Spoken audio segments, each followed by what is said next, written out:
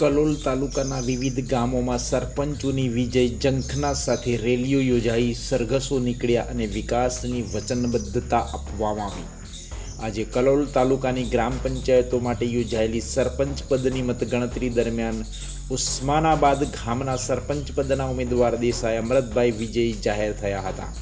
આ સાથે જ તાલુકાના અન્ય ગામડાઓ કે જેવા કે વડસર, કારોલી, ખાત્રજ, વાયણા, ઉનાલી, સિરીસ્યા, લસાણા, મોકાસણા અને ધમાસણામાંથી પણ વિવિધ ઉમેદવારોને વિજય ઘોષિત કરવામાં આવ્યા હતા. અને આ વિજય થતા ઉમેદવારો જે સરપંચ બન્યા હતા તેમને ઢોલ નગારા સાથે તેમનું વિજય સરઘસ પણ કાઢવામાં આવ્યું હતું.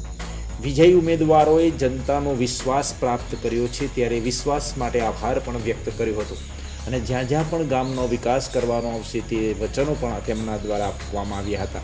અને તે હવે જવાબદાર સરપંચ તરીકે પૂરા કરીશું અને સરકારી ગ્રાન્ટનો વિલેજ લીવ વિકાસ માટે યોગ્ય ઉપયોગ કરવામાં આવશે તેવું સરપંચોએ જણાવ્યું હતું. આમ હાલમાં જે સરપંચ પદના ઉમેદવારો વિજેતા જાહેર થયા હતા તેઓ સંકલ્પબદ્ધ વિકાસ કરવા માટેના વચનબદ્ધતા આપી હતી. મતગણતરીની કામગીરી શાંતિપૂર્ણ માહોલમાં વ્યવસ્થિત રીતે પૂર્ણ કરવામાં આવી હતી. કલોલ પોલીસ સ્ટેશનનો સ્ટાફ ખડે પગે ઊભો રહી અને પોતાની ફરજો નિભાવી હતી.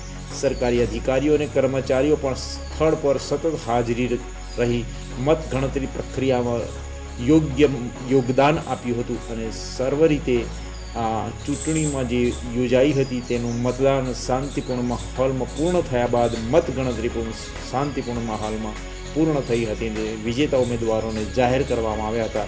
સરપંચ પદના ઉમેદવારો જાહેર થતાં વિજય સરઘસ અને વિજય રેલી કાઢવામાં આવી તેને મોટી સંખ્યામાં રેલીમાં સરપંચના ટેકેદારો અને સમર્થકો મોટી સંખ્યામાં ઉપસ્થિત રહ્યા હતા અને ઢોલ નગારાના તાલ સાથે ઝૂમી ઉઠ્યા હતા.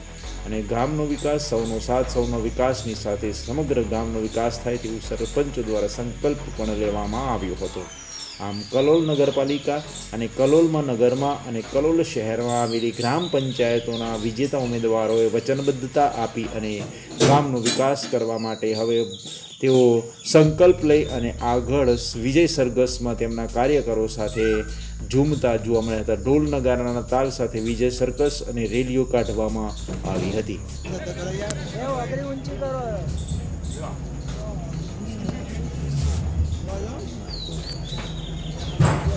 તમારા ગામની જાહેરાત કરવામાં આવશે, પછી તમને પ્રવેશ મળશે.